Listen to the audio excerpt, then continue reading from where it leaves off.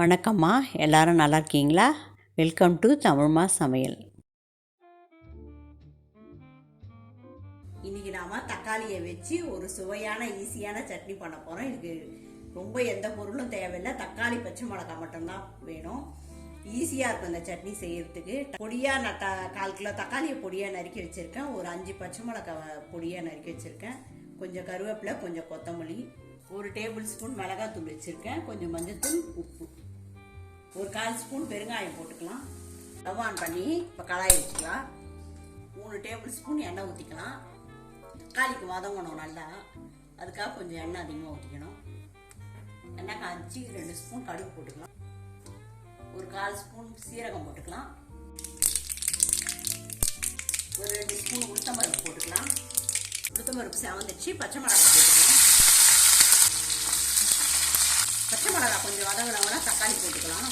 பச்சை மிளகாய் வதங்கிடுச்சு. இப்போ நறுக்கி வச்சுக்க 1/4 கிலோ தக்காளியை போட்டுக்கலாம்.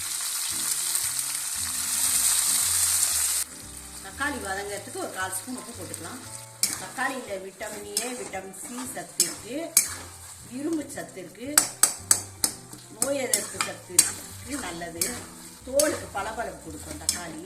அடிக்கடி செஞ்சு சாப்பிடுங்க, உடம்புக்கு ரொம்ப நல்லது. ஒரு 1/4 ஸ்பூன் பெருங்காயம் போட்டுக்கலாம். தக்காளி நல்லா வதங்கணும். இதுக்கு தக்காளி விலை கம்மியாக இருக்கிறப்ப அடிக்கடி செஞ்சு சாப்பிடுங்க, உடம்புக்கும் நல்லது. ஈஸியாகவும் இருக்கும் அந்த சட்னி செய்ய, டேஸ்டியாகவும் இருக்கும். பசங்கள்லாம் நல்லா விரும்பி சாப்பிடுவாங்க இந்த சட்னி. லைட்டான புளிப்பு, லைட்டான காரத்தோடு இருக்கும் இந்த சட்னி, ரொம்ப டேஸ்டாக இருக்கும். இட்லி, தோசை, சப்பாத்தி, உப்புமா எல்லாத்துக்குமே இதை வச்சு சாப்பிடலாம். இந்த சட்னியை 10 நிமிஷத்துக்கு செஞ்சிடலாம். இந்த சட்னியை ஒரு டேபிள் ஸ்பூன் மிளகாத்தூள் போட்டுக்கலாம். இது தனியாவோடு சேர்த்து அரைச்ச மிளகாத்தூள். ஒரு 1/2 ஸ்பூன் மஞ்சத்தூள் போட்டுக்கலாம். ஒரு 3/4 டேபிள் ஸ்பூன் உப்பு போட்டுக்கலாம். இது கொஞ்சம் வதக்கிட்டு கொஞ்சம் தண்ணி ஊற்றிக்கணும். தக்காளி நல்லா வதங்கணும் இதுக்கு. அவ்வளோதான், கொஞ்சம் தண்ணி ஊற்றிட்டா போதும். கொஞ்சம் கொதிச்சா ஆஃப் பண்ணிடலாம். இந்த பெருங்காயம், மிளகாத்தூள், மஞ்சத்தூள் இதெல்லாம் கொஞ்சம் வதங்கணும்.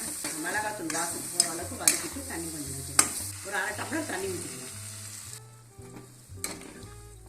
கொஞ்சம் கொதிக்கிட்டா ஒரு 5 நிமிஷம் கழிச்சு ஆஃப் பண்ணிடலாம். கருவேப்பிலை, கொத்தமல்லியை போட்டுக்கலாம். இப்போ ரெடி ஆயிடுச்சு, சட்னி ரெடி ஆயிடுச்சு. இப்போ ஸ்டவ் ஆஃப் பண்ணிடலாம்.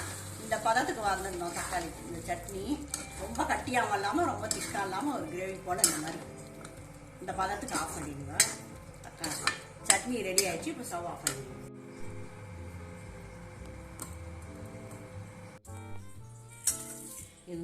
இந்த வீடியோ பிடிச்சிருந்தா நம்ம சேனலுக்கு சப்ஸ்கிரைப் பண்ணி சப்போர்ட் பண்ணுங்கம்மா. நன்றி, வணக்கம்.